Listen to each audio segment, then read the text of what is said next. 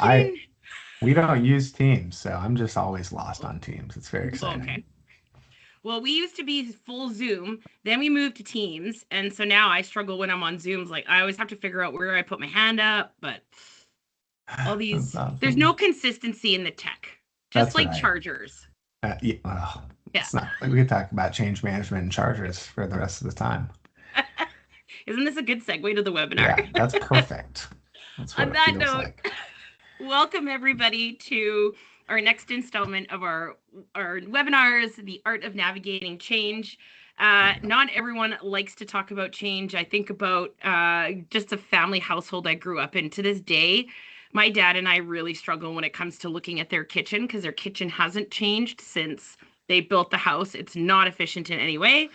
We all have those people in our lives who like to do things the same way because that's the way they've always done it. Yeah. However, I think part of that challenge could be just understanding how to navigate it. So we're excited to have you join us today. I'm really excited to have Cody Miller back with us and Danny Bowers for the first time, one of Cody's colleagues. We are going to be talking about the art of navigating change. But before I go into reading their bios, I want to give a shout out to the Sexton Group. Thank you so much for supporting all of our education seminars this past year.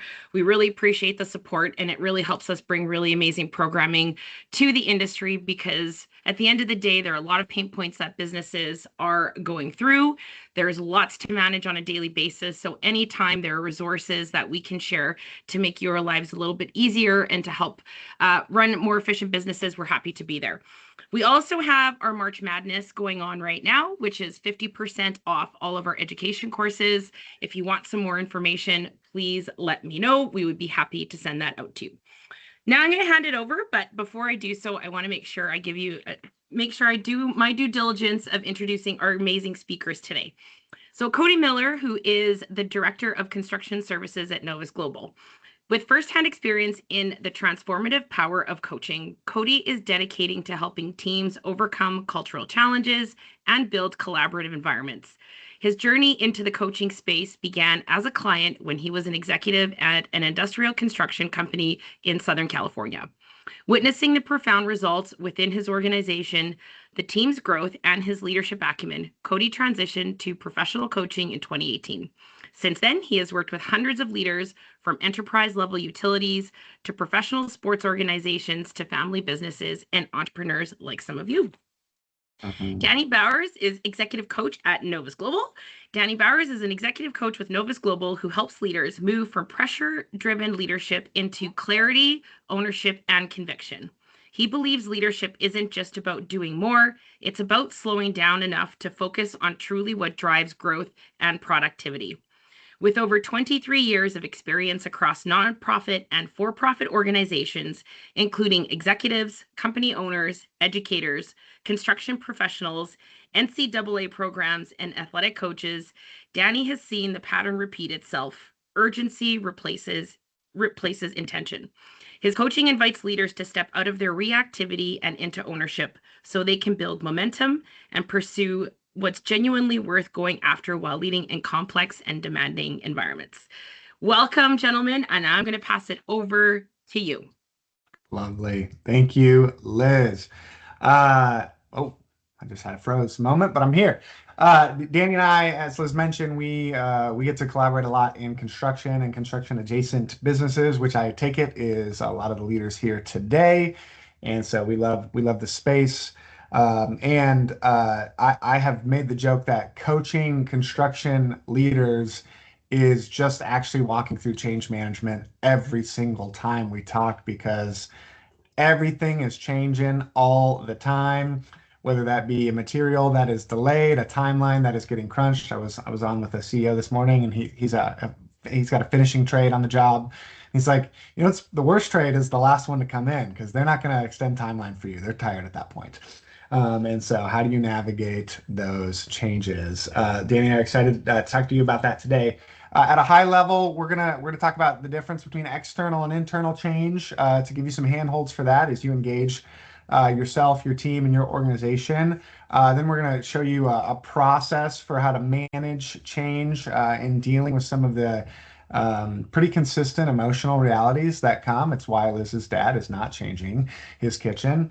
And then, because we're pragmatists at our core, we're going to give you 4 core questions to ask yourself around how you are currently managing a change in your organization so you have something to take away.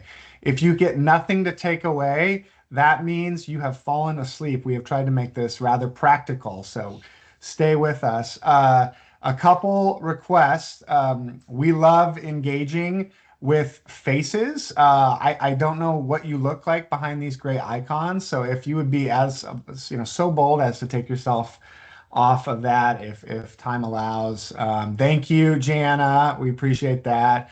Yes, I love seeing real people. This makes me happy.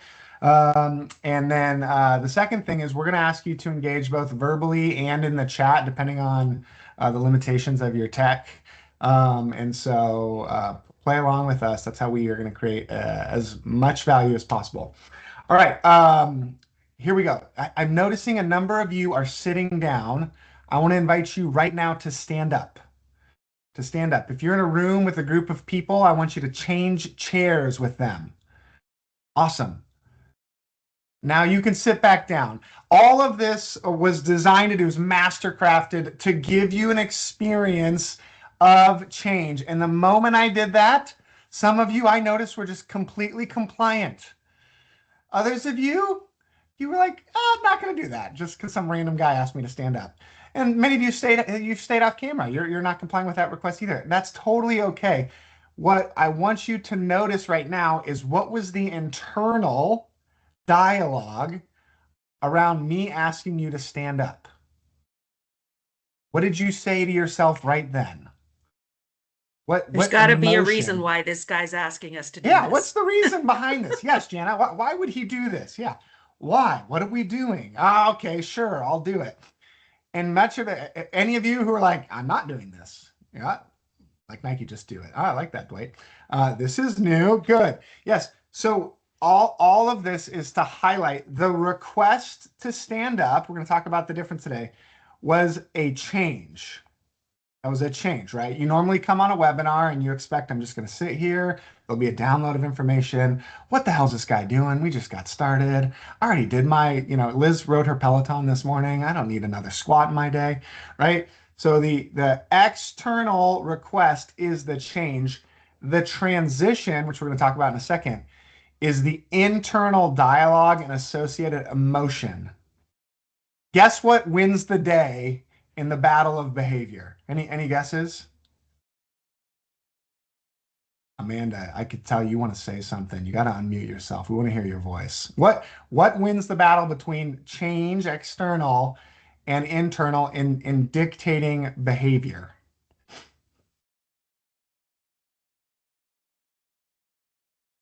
Emotion. Yes, Jana, it is. It is the belief and the emotion that is underlying what we make the change mean. What we make the change mean. Why does this matter? Why would you get on today? Well, we did some research. I was looking around. There was a group called Pressy, and they researched project management shifts, and they found that project managers who are exceptional at change management are 6 times more likely to meet the objectives of their project. So the stuff we're talking about today, if we increase our attention to it, we become 6 times more likely to meet our objectives, whatever our objectives are. We all are managing a variety of projects at teams and organizations. Those projects were 71% more likely to stay on schedule. That seems worth it. Anything staying on schedule in this industry, I think, is fascinating. And lastly, we're 81% more likely to stay on budget. And so these are not theoretical, good ideas that Danny and I cooked up in a vacuum. These are really practical handholds we want to give you to increase your efficiency in how you are navigating the art of change. And with that, I am going to share my screen, and Danny is going to tell us about the first law of performance. Yeah, in our world, we coach around 3 laws of performance, and we treat them like gravity. Like you can ignore gravity, and yet it's still going to work. If you drop your phone off the desk, it will crack the screen. And I'm curious if anybody's ever been in a moment where they have said something, and within a few seconds after saying it, you're like, "Why did I just say that?" Anybody? Show of hands. Right? Or how many of you, when you see something like a movie and you go to dialogue with someone else, you have 2 totally different perspectives on what happened in the movie? Yes. And this is all relates to this first law of performance, and it comes from a book called The 3 Laws of Performance, written by Steve Zaffron and Dave Logan. And in our coaching work, we coach around this. And the first law of performance is this: everyone behaves according to how the world occurs to them. Everyone behaves according to how the world occurs to them. Notice it doesn't say behaves according to how the world is. It's our occurrence. And our occurrence is often a perspective that is how we see something. Just the other day, just a few blocks from where I office, I observed a physical car crash, as did someone else. We both got to have the opportunity to give a report of that scene. And in giving the report, I shared that the driver was drinking out of a water bottle. The other report said that they were on a cell phone. Now, in the first law of performance, when we talk about everyone behaves according to how the world occurs to them, there is an event and there is a perception that happens. The event in that scenario was the car crash. And in the perception that I had and another eyewitness had, we saw 2 different things. Now, what may shift in our perception and how we respond to certain moments? We're talking about the internal moment of change. In that moment of me stating that I saw a water bottle and the other person stated that they saw the driver on a cell phone, what might our perception be of that driver with those 2 different visuals? Any thoughts?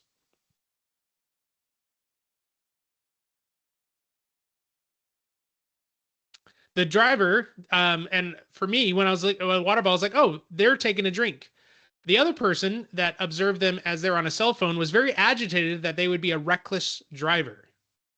And in the reality of it, there was actually no cell phone on scene. It was in a backpack. It truly was a water bottle. And when we talk about the first law of performance, when we coach around it, what we're looking at is our internal shift, our internal dialogue is connected to an external event. And in terms of how we relate to it, there is a shift in our posture. For example, if you were to get a text right now from your boss or supervisor that said, "Call me," what might be your internal dialogue? What might be your internal dialogue if you get a text right now from a boss or supervisor that says, "Call me"? Oh shit, busy, I'm in trouble. Oh no, what happened? Immediate, okay, I guess. Something bad. Negative always. Liz, why aren't you paying attention to this webinar? That's hilarious. So just notice, like, many of those postures have a negative tone. What could be another possibility to your boss or supervisor saying, "Hey, call me"?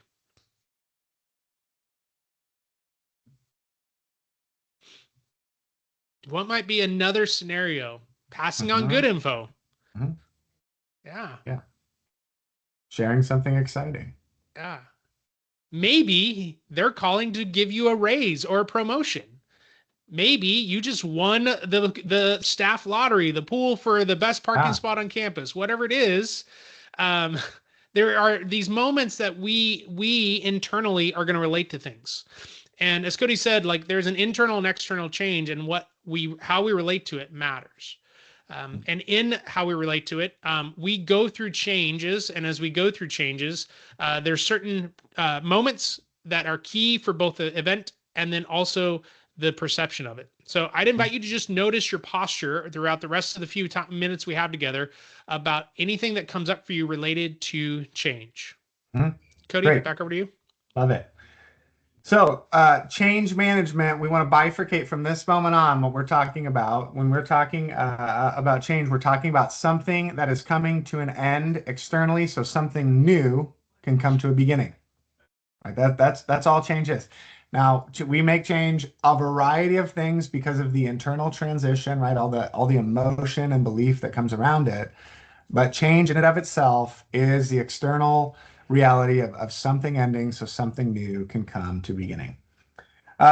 If you want to write down, if those of you are studious, here's some definitions. Change is it's an external event, like Danny was saying, or a shift in an organization, or you might say in a project or in a team. It can be the implementation of new systems, of new processes, structures, or strategies. I have a client right now. They are switching their payroll provider. That is a change. There is a lot of feelings about that change. But the executives decided that this would streamline so much of what they could do, right? It was a new system that would speed up their process so that their project managers would not spend half of their Tuesday doing payroll, right? And so some of the characteristics, we know it's change because it's tangible. We can see it, right? Like asking you to stand up, that was tangible. We could see that, and it was immediate. It was implemented in real time. We also know it's change because there's something external that is driving this, right? In the scenario with one of my clients, they were looking at the fact that there was this new payroll solution augmented with AI, and it would speed up something that had dragged down their project management team on a week-to-week basis. So something had shifted in their awareness of what was in the market, so they made an internal decision. And then this is my favorite. We're talking about change management, so that typically means it's planned, but it also can be reactive, right? I was picking up my son yesterday from kindergarten, and his classmate had passed out. I got to watch change management in real time. It was reactive. I had lots of notes, by the way, and there were lots of feelings. All right, but there was a process that the school had put in place, and they initiated because of the moment that the reaction was needed. So that is all change. Can someone thinking about this in your organization? What are some of the current changes, or what is a change that is currently being implemented in real time on a team you lead or with someone that you're working with? Oh, yeah, Jana, leadership role. Great. New ERP system. Karina, we'll be praying for you. Liz, just systems. I guess Liz is changing every system that they have, just wide open. That's huge. Dwight, a new shop. That's exciting. That's interesting. Great. Perfect example. So that we could be merging with another company. Someone mentioned leadership. We can be adopting right now. Everyone is playing around with some version of AI somewhere, right? We're trying to figure out in our organization where is it helpful, where is it hurtful, what do we want to give it, what do we not want to give it? And so we're navigating that change in real time. Now that is different than what we're going to spend the most of our time talking about here on the back end, which is what is transition? Transition is the internal process, both the psychological and emotional shifts that individuals endure when they're adapting to change.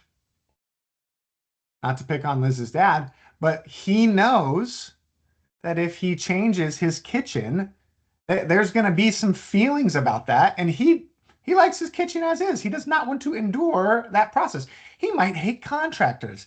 He might love that, circa 1970s style or whatever it's from. Like, we don't know, but we know inherent to change that there is a mental and emotional adjustment that accompanies it. And when we are navigating the art of change, it is less about what we are doing.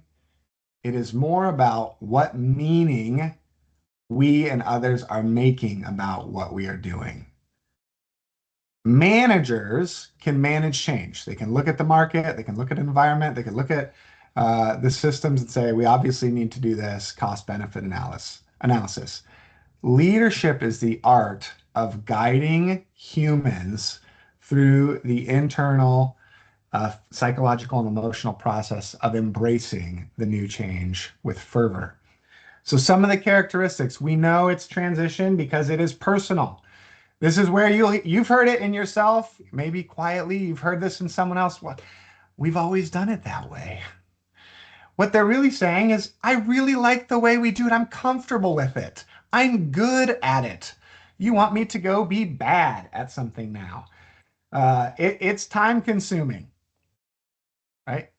It is so easy to implement. And so I helped the team. We looked at the document for this new software they're implementing. They signed the document after one meeting with a software company. That took 45 minutes. Implementing the change and navigating all of the what ifs and the scenarios and the pushbacks and the payroll person who won't open her door now because she's so overwhelmed by this new software, like that is taking a lot of time. And it's internally focused. It's less about what's in the market, it's more about what's on our team. There are typically three stages, and Danny's going to break down a process for how we navigate these three stages. But there's three stages to transition, and you might see these in yourself, and they're certainly easy to see in other. The first, remember, change is ending something. So there is a letting go of an old way.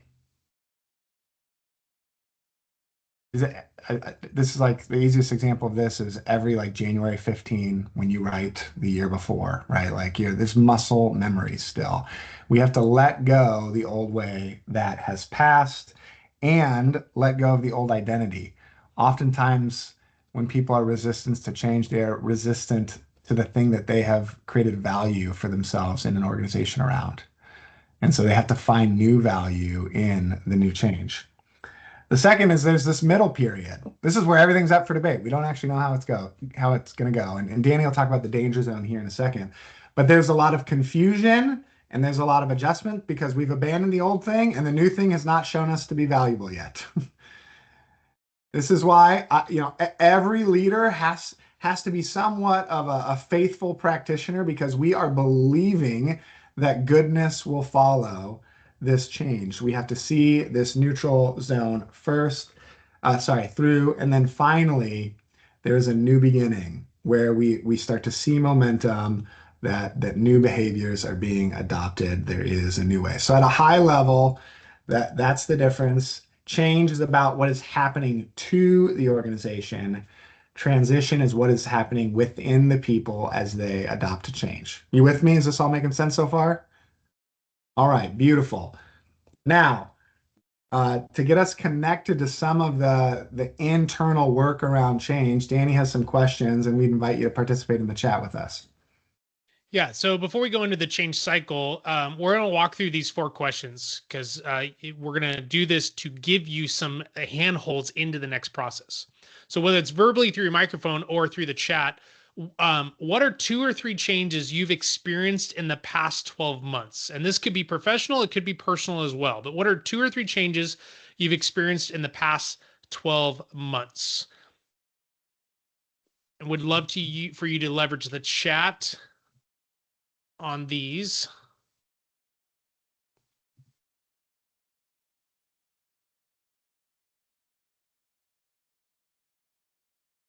Dwight, age, yep, getting older. That's definitely changed. We're all experiencing that.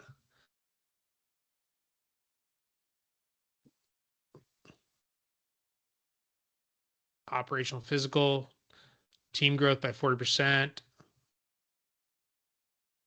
A Bimbola, is that I make up that's a new job? Mm-hmm. Rebrand, staff changeover, a move. Yeah. Staff. Yeah. Yeah. And as you list out these 2 or 3 changes, I'm going to invite some people to be bold enough to say it through the microphone, but how do you feel about some of the changes you're going through right now? What do you notice internally happening to you as you are connecting to them? You're noticing what's happened. Love for a couple people to share verbally. I can kick us off. Yeah, go ahead. So from an operational perspective, I meant it was more from a staffing change. It was, some of it was necessary, but it's also part of the growing pains of an organization. So a little bit of frustration comes with it just because there's so much that needs to be managed until we bring on new people. And then just from the physical side, I'm still recovering from an accident that I had 3 years ago. There's some frustration that sets in, but I haven't given up, to be honest with you. So those are my 2 examples. Yeah, thanks, Liz. I heard frustration and if I was hearing correctly, I also heard maybe a little bit of overwhelm with some of the Yes. dynamics. Yeah. Yeah. Yeah. Thanks. Anybody else? Jan, did I see your hand?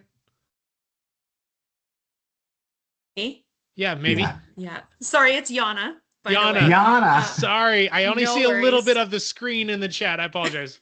Yana. Yes. A couple of things, actually very similar to what Liz is speaking of in regards to responsibility change and organizational change. So change is not always happily accepted by everybody. We all know this. So some of the responsibilities become overwhelming. Absolutely. On a personal level, my last child is now going to be graduating. It brings sadness, in one sense, it's happiness and sadness. So, because the next step you think about is flying the coop. So that's change personally for me that I'm trying to start to accept that I have to start letting that go. So, so that's been a big one for me on the personal level. So. Yeah. Yana, thanks for sharing that. My 2 just graduated college this past summer. So in similar season with you on that. Anybody else? One others? And how do you feel about any of the change you're going through? Who's willing to be that one more bold soul? I'll share, Danny. As our team grows, it's easy for me to stand up in front and say how exciting, this is in alignment with our vision. Yay, yay, yay. And then I can just get so dang annoyed.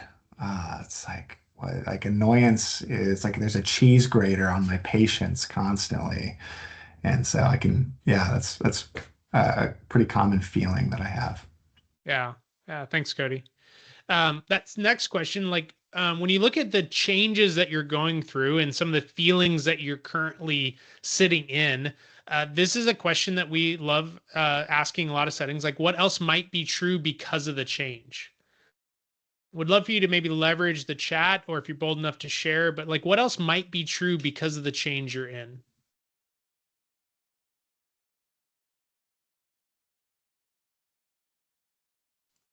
Overall, I just think it changes your perspective because you have to think of different ways to handle certain things. Back to some of the, in your bio when we're talking about reactivity and urgency, it's trying to balance some of those things. So it does force you to take that step back and look at a new perspective. And then the other pieces is just building your resiliency and grit and knowing that it's a temporary situation and there is going to be a different outcome, but you need to stay in it and figure it out. Did that make sense? Yeah. Well, what I heard there, Liz, was like what else might be true is a new iteration of the company, or a new iteration of how the team's going to work. Maybe some new best practices will be discovered from it. And then even Dwight, like growth and need in the industry, like when change happens, it is true that things are growing, and finding that growth is there. And one of the invitations that we often have is like when we notice our perception on the event. So back to going to our first law, like internally, our bodies don't always know what's happening of a good or bad change. It's often our feelings that are connected to it. So what we believe about the change will impact how we show up in the change. And that fourth question there is like, what coping strategies do you notice you've been using? And and the second part of it, like what coping strategies did you notice your team use? So as you're looking at the change, how are you adapting to the change? How are you coping with it yourself or your team?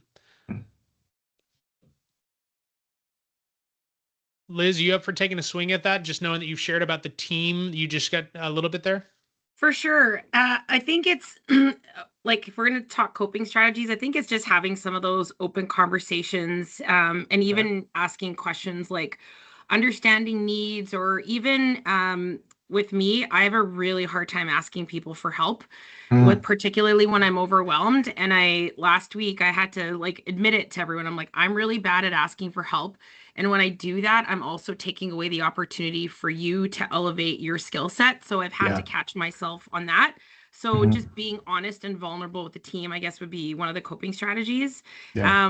And then I do like to journal as well. So I find journaling really helps me process sometimes Mm, as well.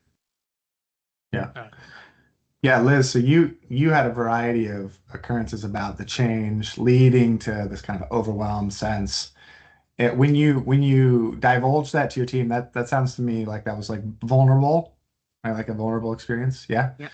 How, Yep. like what was your team's because right, like this is the interplay between change and transition we're highlighting today. What was your team's emotional and behavioral reaction to that? Um, no one really said anything, but I think there was like sort of if I felt like there was support coming from everyone, like I felt everyone was very much listening and Yeah. understanding. I can't read their minds, but that was the sense that I got, and I actually felt so much better. And I even said, like, you have to call me out. Like, if you notice that I need help, and it happened the other day with Abby, she's like, do you need help with your slides for blank presentation? And I said, yes, yes, I do. So it was just, I think they were listening to me, and I think me just being honest and Yeah. open and just saying I'm human, Yeah. and I made a mistake here, I think probably Yeah. sort of helped. Yeah. It's great. yeah. Thank you. Liz, thanks for sharing. And for everybody else to share in the chat and verbally, thank you. And as we look at change management, there is a cycle that is really clear, that we can observe and that we follow. And so we're going to walk through these steps. There's 6 steps. And really, when we talk about stage 1, it's that beginning of loss. Like something is leaving, and that clearly is when feelings of fear, or even a seized event for us, a paralyzation event that says, what is now going to happen next? And it's in Mm, that stage 1 that we just acknowledge it. Like, yes, this is a change. There is something we're losing, and mm, that is that's what starts us all off. yeah. In the Yeah. second step, what we Can get I, into, Danny, yeah, just to slow this down, coaching so many leaders through change as they're up to new things. One of the questions, it's shockingly powerful and it's so simple, is what are you afraid of? What are you afraid of? We are all in human industries. Like it takes a lot of humans to do what you all do. And when you notice that this stage 1 of that transition coming up, that is just a rocket fuel of a question to move through this. Because once someone says what they're afraid of, just like Liz, like it support shows up, the stigma around what will happen can be solved for because I've got other voices other than the one in my head that's keeping me up at night. So something to tag on there. Keep going, Davey. yeah. And then when we move to the second stage, there's this feeling of like, will this actually work? Yes. Resentment can actually be settled in. Often we can notice this is where resistance happens, because when something changes, the way that we've gotten comfortable is now off balance. And there is an internal resistance that we have, is like, why is this going to be worth my time? What's going to happen to me? And the skepticism can actually be this root that we notice as key leaders. And Cody said earlier, like, leadership is the art of leading human beings through change. And we sometimes have to go first. I'm working with a client that they have a clear goal to bring in an extra $300K a month, about $3.5 million a year in additional revenue. And they realized that they were going to have to change their entire sales and customer handoff process. And the question that came up for him and his team of 7 was, will this actually work? Like, how will we know it's going to be worth our ROI on this entire change? And one of his moments that they needed to embrace was their skepticism. They needed space to actually talk about the questions, because it allowed them to address the discomfort in the room, which is that next stage. When we move into a spot of discomfort, we're actually moving in the spot that there's confusion and there is anxiety. And Liz, it's essentially what you just did is like, this is uncomfortable for me to ask, but as we go through change, you're willing to acknowledge it. Mm-hmm. And in this uncomfortable moment, there is a concern that every leader on this call, I'm going to invite you to pay attention for, because it's actually what we call the danger zone. When you get to this moment of discomfort and you get to this moment of anxiety and you get to the moment of confusion, it's really easy to cycle back to stage one. And we circle back to our fears and the things that paralyze us. And to slow us down, one of our favorite coaching questions is, hey, what might be possible?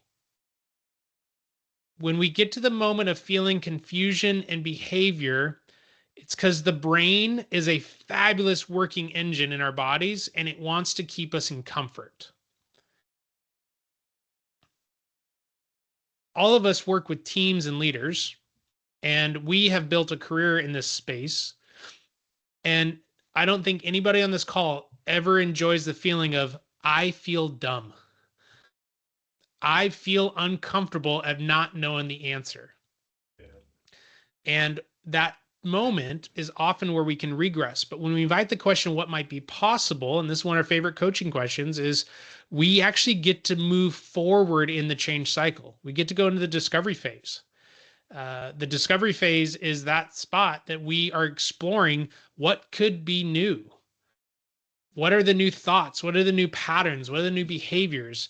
And Abimbola, you said a little while ago, like you guys are up to some new things, like you're doing new ways of doing work. And I make up there's a connection of like, hey, what are we going to be doing that is going to be creative for where we're going? Next phase is that stage 5. This is where confidence becomes kicking in. Hey, we got this. We've brainstormed. We've created a plan. Like we see the end. We almost see the tunnel, the light at the end of the tunnel, and we begin to feel productive. And as leaders, there are often times where we're 2 or 3 steps ahead of our teams. Mm. The client I'm working with, when he hit that stage 3 of anxious and confused, he needed to be able to see the creative result in order to be able to lead his team through that as well and keep them from regressing. And that's so much part of our leadership. It's the art of navigating humans through change. Yeah. And so when we let go of things and we exude confidence, our people get to follow. And Cody said earlier, like he can be excited about the change that they're going through. And yet there may be people underneath him going, huh? 40% growth over this year? Are you crazy? And this is just the art of being human. We get to also out ourselves and go, hey, this is how I'm feeling about it. Which then leads into stage 6 of integration. And this is where we go, hey, we're excited, we're focused, there's a generosity. And our internal dialogue, noticing where we might be at in the change cycle, is really valuable. So one of the pieces that you get to do as a leader is, are your agendas or are your schedules impacting the change you're wanting to lead through right now? Are your schedules, are your agendas created to impact how you want to lead through the change you're going through right now? Peter Drucker, who is like a renowned author on change and management, he says, culture will eat strategy for breakfast. So the culture that your team is, regardless of your strategy, the culture that you're fostering right now will eat strategy for breakfast. And what I really love is RCO Jason Jaggard, who wrote Beyond High Performance book that so much of our work is modeled with. He says that's where vision gets to guide the culture. And when you're clear on the vision of where you're wanting to go, the vision of how this change will happen, then your vision calls you forward. The vision calls you through the uncertainty. The vision calls you through the anxious moments. The vision actually builds when you're creative and you're playing the we game. Liz, you modeled something earlier. You stopped being isolated and you invited your team into the change with you. And leaders, we get to do that. We get to play the we game, to not isolate and to invite others along the way. Mm. Yeah. Cody, back over to you. I was one of my clients is the owner of a $45 million US, which is not Canadian, and I'm sure can translate all that for me. Construction company, and in coaching, he came to admit to himself that he was done being the primary leader of the organization. He wanted to figure out how to transition that role onto someone. This took I mean, him and I have been having this conversation for years. And then really the energy on it got turned up in the last 6 months. And then, which culminated in him with his executive team in a monthly stand-up agenda item one, like, hey, let's go find the next president. He was in stage 4 or 5. He was like, this is awesome. It took years for him to work through stage 1, 2, and 3. And he shows up with his executive team. Guess what stage they were in, right? When he showed up and did that. They were in stage 1. They were like, what the heck's going on? Like, how quickly? He didn't give any timeline. He didn't describe who it could be.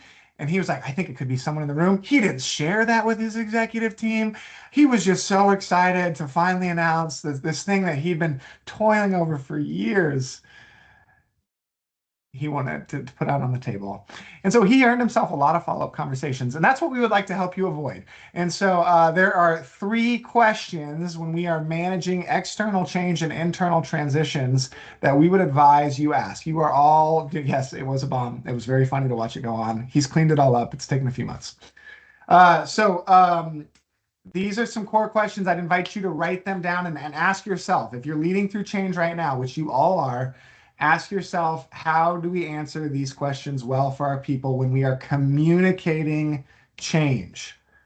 Which I guess insinuated in that is that you ought communicate change, not just do it. That could be a whole other seminar. Like what does verbal and nonverbal communication look like? And maybe that CEO should have gone through that. All right, the first question is, what is the purpose for this change? Many times the leader is well connected to this. They've been measuring it out. They've been looking at the market. They know that there are problems that need to be solved, and this change is their attempt to solve those problems. So reading people in on the context, hey, here's why we're making this change. Right? Simon Sinek wrote this great book on marketing. It's actually just a leadership book, like starts with why. You can feel so much more pace through those first 3 phases when people are connected to why we are doing this and what happens if we don't do it. There's an age-old saying, right? People change when the pain of the current situation finally outweighs the fear of the change in the future, right? And so we're part of sharing change well is sharing a purpose that gets people connected to the cost. Here's what happens if we don't do this. Right? Our CEO, Jason, took a couple of our executive team and leaders off-site last year. It was an AI summit, and he spent the first half day saying, here's what's currently happening. Here's what happens to us if we put our head in the sand. And he held up the Wall Street Journal, which said, my AI executive coach is changing my life. And he's like, there's our industry, Wall Street Journal. Here's the cost if we don't start playing ball, right? Oh, okay. All of a sudden I'm in, I'm engaged. I'm interested, right? The second thing is to give a picture of what it looks like at the end. If we do this well, we're going to have something. So Danny, this is to what Danny was saying, is culture eats strategy for breakfast, and vision steers where the culture goes. And so doing change management well is actually saying, if we're going to do all this work and we're going to endure all this shifts together and we're going to abandon some of what we've known up until now, here's what we want to get out of it. Here's what it will look like. And anchoring purpose and product will become North Stars for us to go through, to come back to as we get through the transition process, that stage 1, 2, 3, and even a little bit of 4.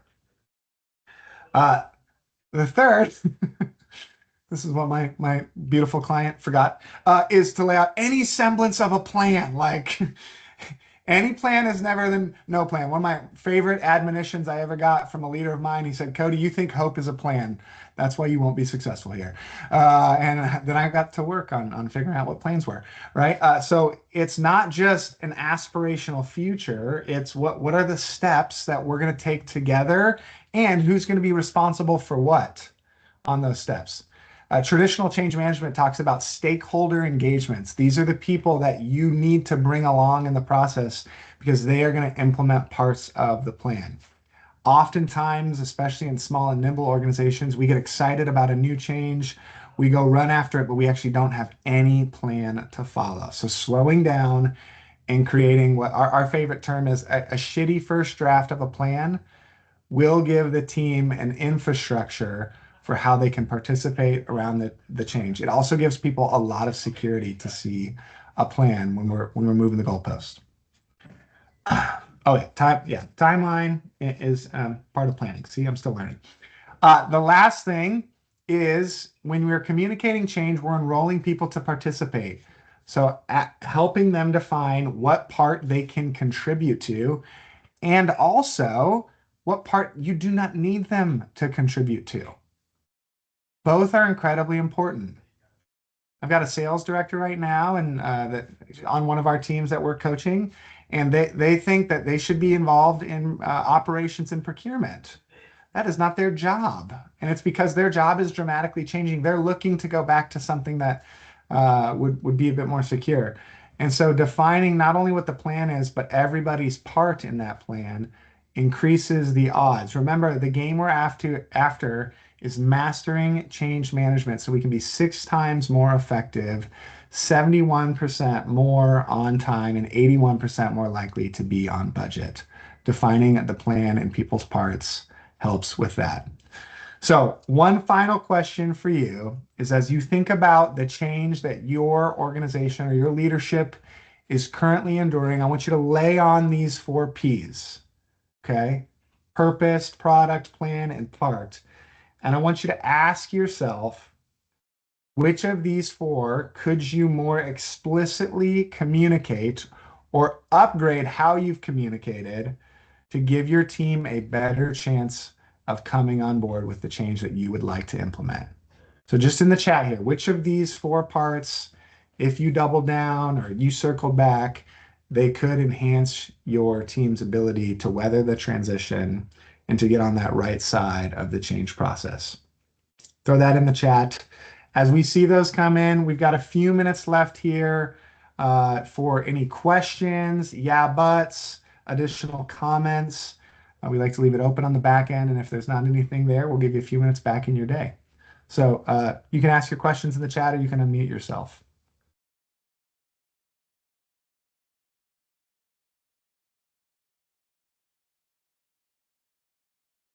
Bring a picture of the final product. Good. Dwight's got plan.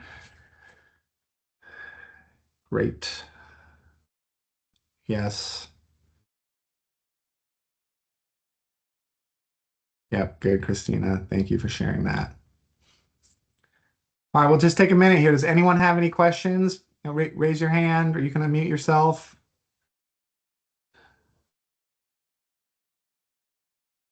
Amanda's contemplating. Maybe. Now she's just chuckling. Maybe there's nothing. All right, Liz, I don't think there's any questions. Do you want to give us an outro and get these people on with their day? Yeah, no, this was really great. I normally do ask questions, but right now I'm still processing. This was really great. And I think the last slide that you have, that was 4 P's for us to lean on, is going to be huge. Oh, Mike has a question. Go for it, Mike.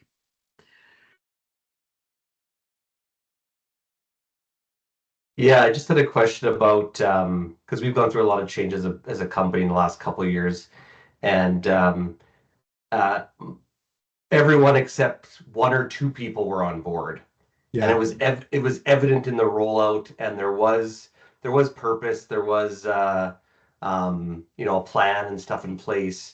Yeah. Any tips on how to deal with those individuals? Is that something that you try to pull out in the kind of rollout meeting, or is it take them aside and ask them, what are you afraid of, and get into some of those other things? Yeah, I love the question. It reminds me of, I've got a group of associates we're working with. We got one guy right now, and he's just like not interested. And so the breakthrough came with the second thing you suggested is one of the partners pulled him aside after a meeting and said, "Hey, here's what I'm noticing. Here's what I would like. What's getting in the way for you?"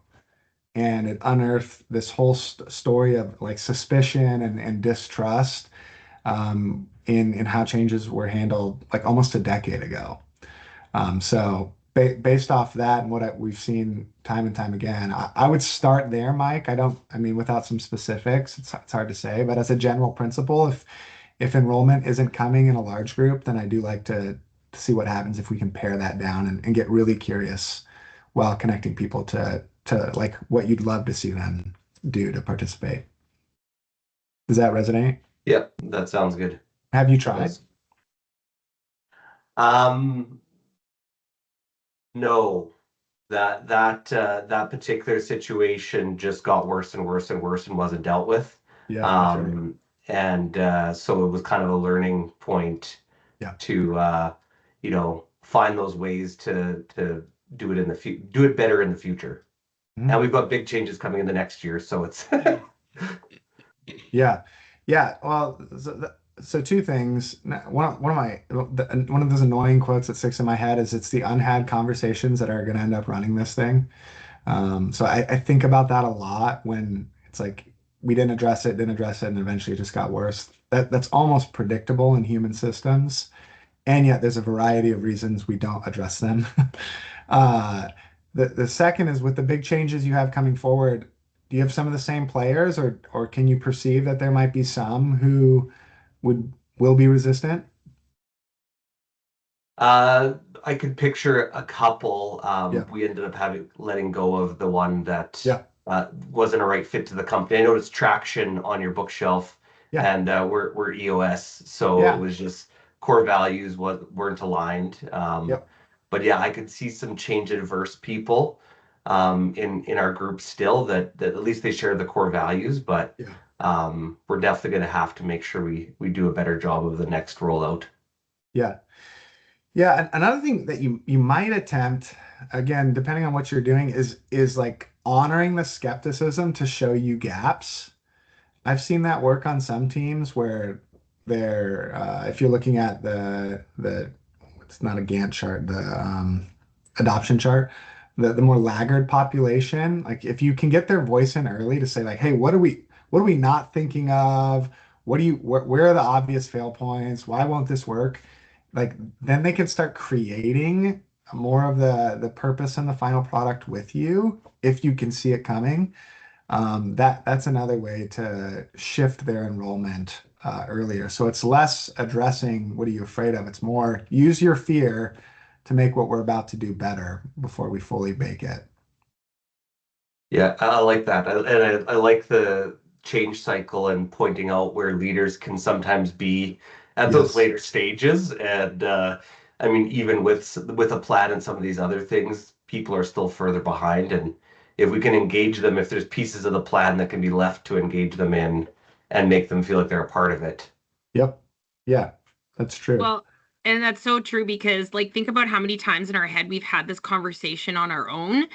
And so we think we've communicated it well enough, but we realize most of that dialogue was inside. And so you get to that further stage and people are like, what are you talking What are about? you talking about? Yeah. So it's Yeah. even just Yeah. picking up on that, like being self-aware of how many times you've had that dialogue in your head because you're probably constantly chewing it over. And Yeah. so in your mind, you've given all the information when in reality, you're the one that was the keeper of it all and like had the Mhm. whole story, but without anyway, Yeah.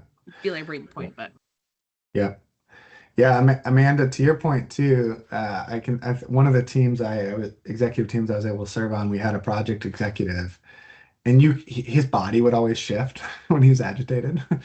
And so I just got in the habit of being like, hey, his name's Eric. Hey, Eric, what are you mad about?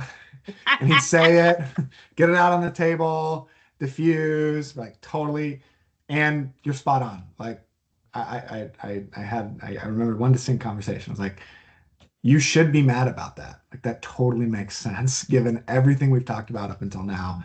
We are changing it. Anger is a totally appropriate response. And it was amazing. He was like, okay. I didn't know that's how it's gonna go. He's like, all right, yep, got it. Let's roll it out. I was like, wow.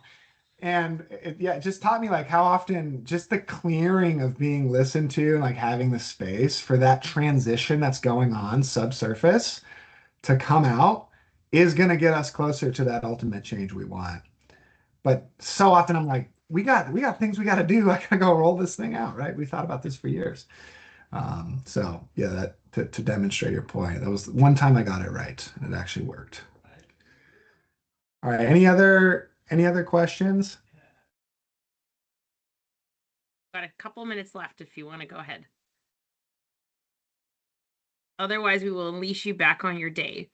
Yes. And maybe what we can do is following this webinar, we can send out Danny's and Cody's contact information in case you want to connect with them on a one-on-one basis, if that's okay with you guys. Sure, that's great. Okay. Yeah, we'll also send out a feedback survey. We love making these labs better. And so we've been working on this content for a couple of years now in different forms. And so, yeah, any way we can upgrade it from your perspective, let us know. It's been an honor to share some space with you today. Well, thank you for the engagement. Both you guys always create engaging webinars, which is great because it really gets the listeners engaged, not just listening. But I always appreciate the engagement from membership as well. So thank you to all of you. We'll send out the link for the webinar. So if you did want to share this with any of your colleagues, you're welcome to do so. And then we'll also connect you with Danny and Cody in case you wanted to connect with them directly. Thank you guys all. Have a really great rest of your day. And I look forward to connecting soon. Bye.